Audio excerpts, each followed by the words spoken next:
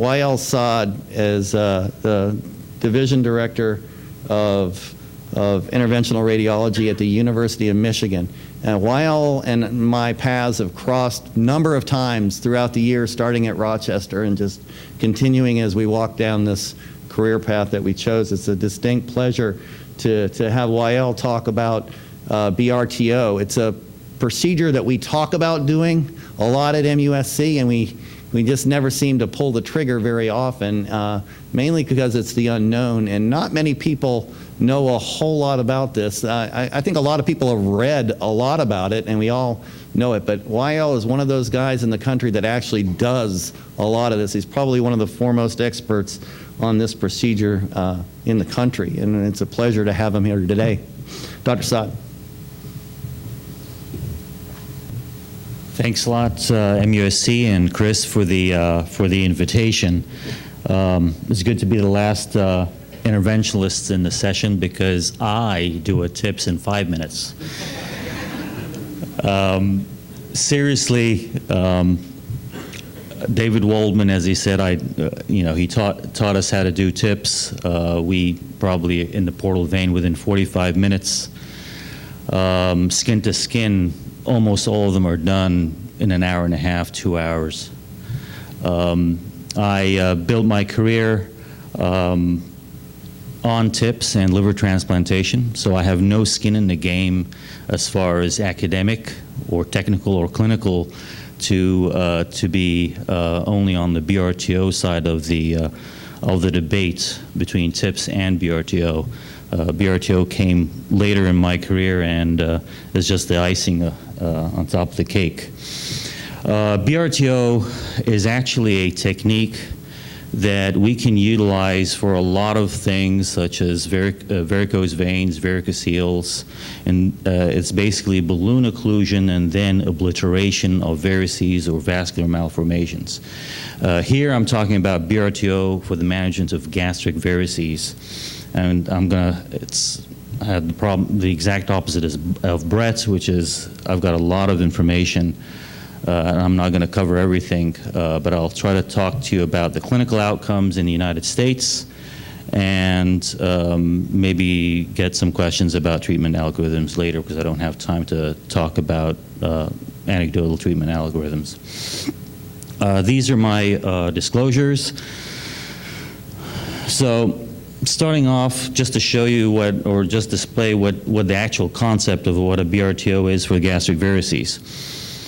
BRTO is balloon-occluded retrograde transvenous obliteration. It is basically approaching the gastric varices from the systemic venous side of the portosystemic shunt. A BATO or a BATO is an antegrade approach, which is approaching the gastric varices from the portal venous side of the circulation. And this is kind of the general anatomy and concepts of these procedures. If there is large gastric varices, they're usually associated about 65 to 85% of the time with a gastrorenal shunt. If this shunt is large enough, it will reverse flow in the splenic vein, go up to the gastric varices, and then siphon down the gastrorenal shunt into the left renal vein, and that's kind of your portosystemic shunt. 65 to 85% of the time in the presence of GVs that exists. A BRTO is to go up the IVC or down the IVC and go into this shunt, blow up a balloon, and then retrograde reflux fill sclerosants into the entire system without overspilling that sclerosants into the portal circulation. A BATO, approaching it from the portal venous side, putting up a balloon, and then sclerosing the system antegrade into the shunt. And that could be a TIPS approach for the purpose of placing a TIPS, or a transhepatic approach or percutaneous transhepatic obliteration. This is just an example of what it looks like, since it's kind of a new procedure to hear.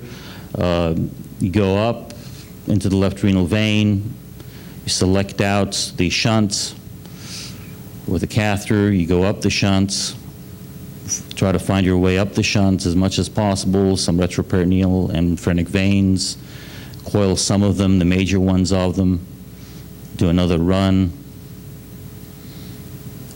advance the sheath upwards, blow up a balloon, cork the system, or cork the gastrorenal shunt with a balloon, and then in still contrast to actually get the anatomy and the whole kind of terrain and anatomy of the gastric variceal system, and then replace that system or that contrast with the sclerosant that we use, which is mostly Sotradecol, Lipiodol, and air. It's kind of like a foam. And keep the balloon up, conventionally keep the balloon up for at least 4 to 5 hours, sometimes up to 12 hours. Next, we're going to talk about accelerated BRTO. The description that I described to you is mostly described in Japan and practiced in Japan, where they don't do a whole lot of tips. In the United States, a competitor to this procedure, or alternative to this procedure, is TIPS. And TIPS, you're done in an hour and a half to 2 hours. It is very challenging to do this in the United States with an alternative that is done within an hour and a half, 2 hours, especially with a balloon dwell time of 4 to 6 hours. And so we've tried to come up with accelerated ways of doing BRTOs by getting rid of the indwelling balloon. There are actually two technical ways of actually doing this. One is the Korean way, and one is the American way of doing things. And the reason for this, just like I've discussed, reduce the ICU step-down status for 4 to 6 hours at least, no return visit. It's a logistical challenge. The BRTO procedure increases morbidity of the patient. Some people have bacteremia from the indwelling sheets and so forth. So that's the BRTO. The whole idea is to replace that balloon with hardware, like an Amplatzer plug or coils. First way of doing it is to put up the balloon conventionally, put your sclerosant, and then coaxially put plugs or coils through the balloon, and then withdraw your balloon. That's backloading the plug at the very end, making a decision at the very end whether you want to accelerate it or not. That's kind of the American way of doing it. The Korean way of doing it is front-loading the plug, not using a balloon at all, and putting the plug first and foremost with a catheter adjacent to it and sclerosing behind the plug, okay? And UCLA does that through their Korean connections. Pittsburgh does that through their Korean connections as well. So this is the catheter that we actually use. It's actually a balloon occlusion guide cath and not a catheter. It's a 9 French system that can actually take an Amplatzer up to 16 millimeter Amplatzer through it coaxially. It's just what it looks like. It has a long lead point, so watch out when advancing that in. And it takes up to 16 millimeters. This is an example of it. There's contrast. We've got a balloon up, including the system. That's the posterior gastric vein. Put the sclerosant in, which is a 37 cc's of foam, and then coaxially put the Amplatzer plugs through the balloon as it's still up, and then deflate the balloon slowly and withdraw. It reduced our basically average time of 6 hours down to 20, 30 minutes. So it's one procedure, and we kind of pull out. It's ideally, you have to put it above the left adrenal vein in the gastrorenal shunt proper. So, giving you some US data. This is a retrospective audit of 8 centers. These are the major centers that are actually involved with doing BRTO. And those are the ones that are actually participated. There are over 30 universities right now that are actually practicing BRTO. Not necessarily all of them consistently. I can say that UVA, Mayo Jacks, now Michigan, and Mount Sinai are actually doing BRTO routinely, but not in all institutions. 100 patients underwent 103 BRTOs for bleeding gastric varices. 18 patients had undergone BRTO with coexisting TIPS, either a concomitant TIPS plus BRTO or 9 BRTOs after failed TIPS, in other words, bleeding gastric varices despite a patent TIPS. Starting to exclude those first, just to talk about that retrospective study of 100 patients. Technical success, 91%. Hemodynamic success, which is an obliteration rates proven by imaging, almost always, I would say almost always by EUS post BRTO. Complication rate is about 12%, that's minor and major. Procedure-related mortality, 2%. 90-day mortality is 9%, either procedure-related or due to paradoxical liver failure. And we'll talk to you about why it's paradoxical. Looking at the actual status of the bleeding during the procedure, active bleeding had a 6-month survival of 58%. Prior bleeds or impending bleeds had a higher success rate, and so basically elective BRTO is actually a lot better than emergent BRTO. Comparison in the demographics between both groups were the same, especially with the MELD score. All comers, 81% at 6 months. Looking at patient survival based on the MELD score. The MELD score, or child A, MELD score under 14, or close to a child A, 92% at 2 years. MELD score of 14 plus, 35% survival at 2 years. All comers about 7% at 2 years.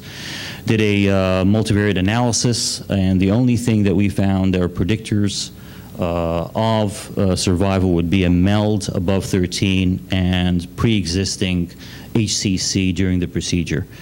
Ascites didn't play, hydrothorax didn't play a role, nothing played a role, age, institution, operator, nothing played a role except the MELD score and HCC at the time of the procedure, because they died from HCC. That's significant. Looking at the rebleeds rates for this group, it's an intent to treat analysis. In other words, failed BRTOs were included, and it's a very low rebleed rate. We stratified it, which is actually has not been done in Japan or anywhere. I stratified it as to the source of the bleeding. GVs, 3% intent to treat, 3% intent to treat rebleed rate. That's a failed BRTO, a technically failed BRTO. In other words, BRTOs that were successful is 0 rebleed rate at 2 years. That is very impressive against anything, endoscopic, TIPS, or otherwise. Okay, 0 at 2 years. TIPS usually with a stent graft is around 10 to 11% rebleed rate at 1 year. EVs, 13%. Rebleed at 2 years. This is actually very good compared to the Japanese literature. The reason for that is the bulk of these cases came from UVA, and we have a protocol, a very aggressive protocol, and a very engaged hepatology and gastroenterology service that stays on top of the EVs. They do preemptive banding, and they stay on top of these EVs after the BRTO. All varices, 19% at 24 months. Non-variceal, the majority of those were portal hypertensive gastropathies. There were 1 or 2 peptic ulcer disease rebleeds.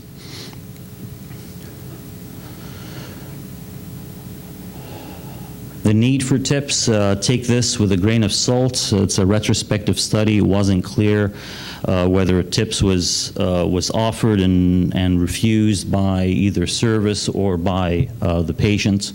But overall, the need for TIPS at 3 years is about 20%. Early indications for TIPS were variceal bleeders, mostly esophageal varices.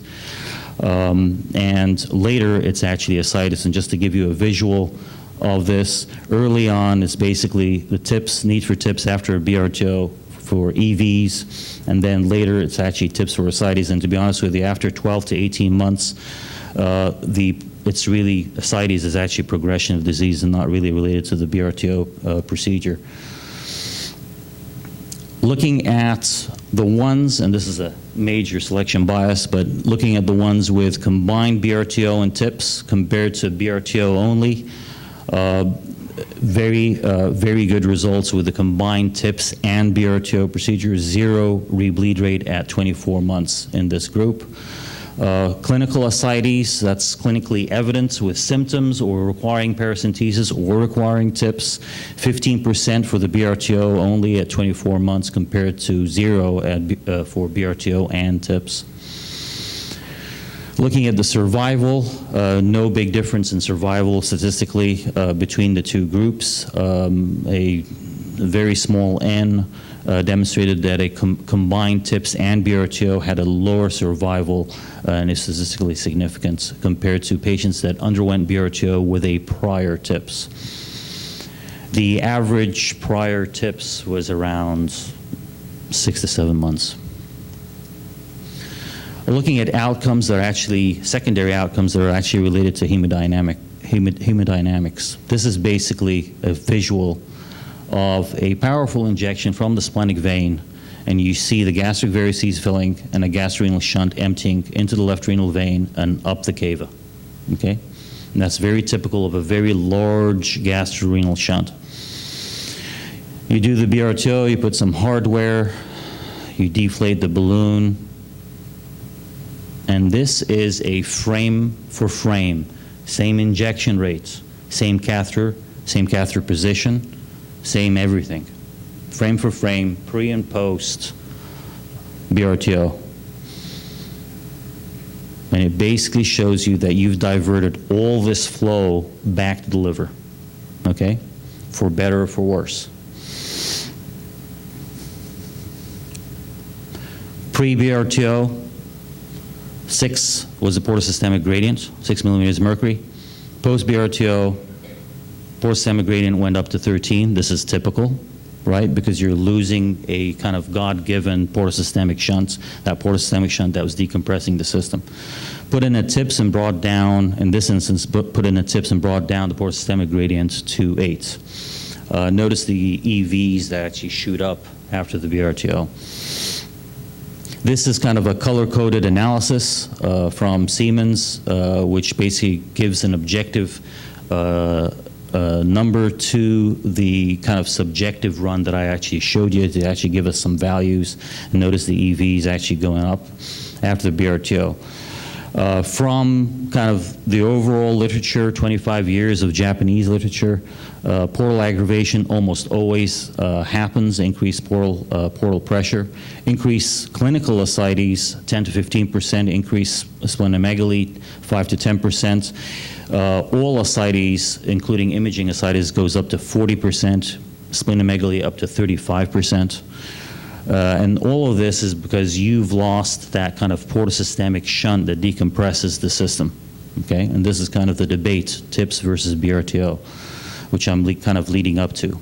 However, BRTO, you've lost the shunt. There's actually reduced encephalopathy. In fact, BRTO is actually used and is successful in managing hepatic encephalopathy that's associated with shunts.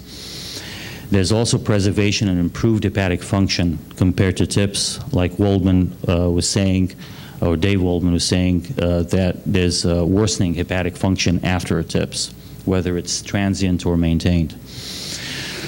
So in theory, the positive hemodynamic effects of BRTO are actually flow-driven. The negative hemodynamic effects of BRTO are actually pressure-driven. And even some people may say that transudative complications, that's a kind of my collective term for ascites or hydrothorax, could be due to liver failure. They actually occur in the presence of improved synthetic function. This is just the evaluation, just to show you how much flow increases, whether it's by the trend or by the maximum contrast flow in the liver with an ROI on the liver. We looked at the MELD score before and after BRTO. Some of them actually have TIPS within the post-BRTO. I would say less than 10% of them had coexisting TIPS.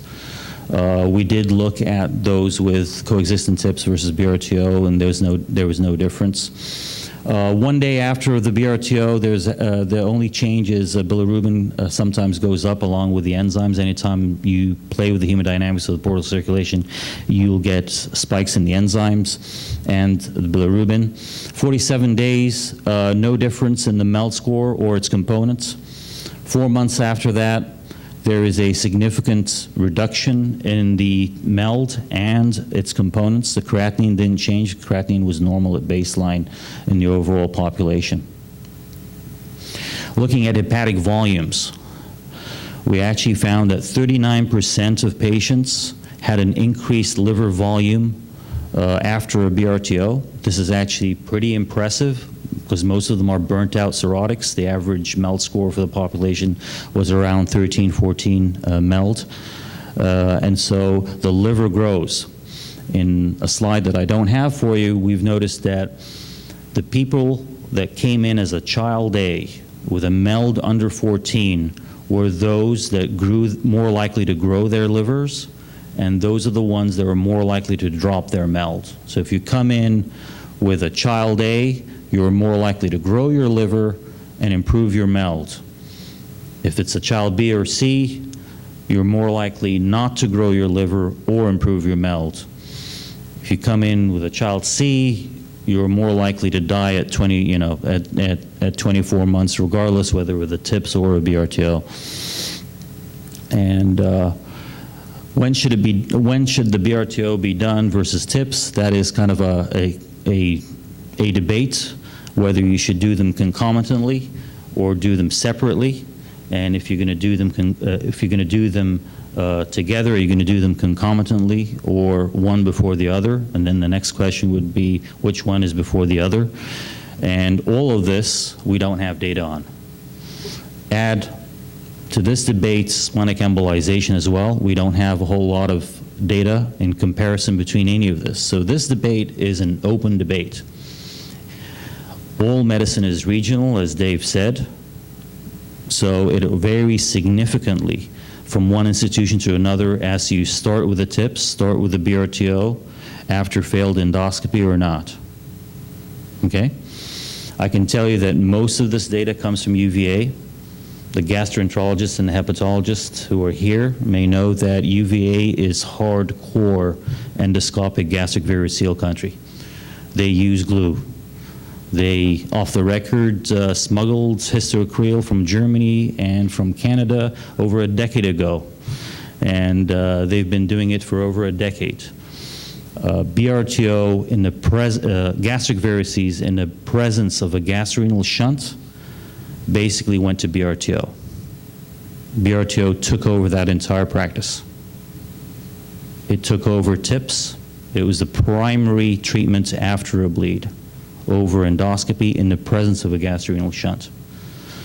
There is a lot of work endoscopically, preoperatively and postoperatively to show you these results, to actually stay on top of the EVs with routine follow-up, and we can talk about the protocols of how to stay on top of the EVs and manage these patients before and after BRTO. Thank you.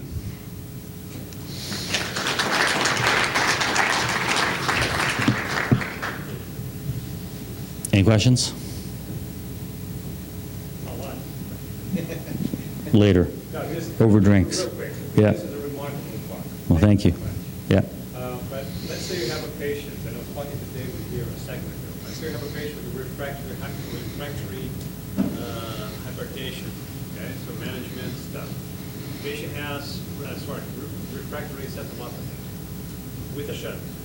How would you discuss the case with the clinician to offer BRTO with the risk of having new varices? How would you approach this, especially in terms of I can help with both, I can help with bleeding, I can help with encephalopathy, but on the other hand, it might increase or have more portal hypertension because they're willing to flow, and then have the relevant. So how do you debate that? Initially, starting off, so you're talking about gastric varices in the presence of hepatic encephalopathy. Right. That is kind of like a done deal BRTO. It's a done deal. It's a very easy discussion because you have TIPS and the patient's encephalopathic from the shunt. So it's a done deal that the best thing for the patient in this scenario is a BRTO and just stay on top of the EVs. So what we basically do is we scope the patient. We try to do this electively. Don't try to do it emergently, which is not easy to do. Dehydrate the patient for 24 hours before the procedure because that reduces the amount of kind of shift of flow towards the liver. They do preemptive banding of the esophageal varices. Preemptive as in banding of varices that they normally would not band, okay, in preparation for this kind of upgrade in the varices. And then we do the BRTO, and then there's an EOS within 48 hours. There are endoscopy and CTA or MRA follow-up imaging at 1.5 months, 3 months, and 4 months. But that's to stay on top of the EVs. I can talk to you about the protocol and how you do that. But that particular scenario is an easy question for me. That's a done deal, BRTO. Okay, thank you. Thank you, Wael.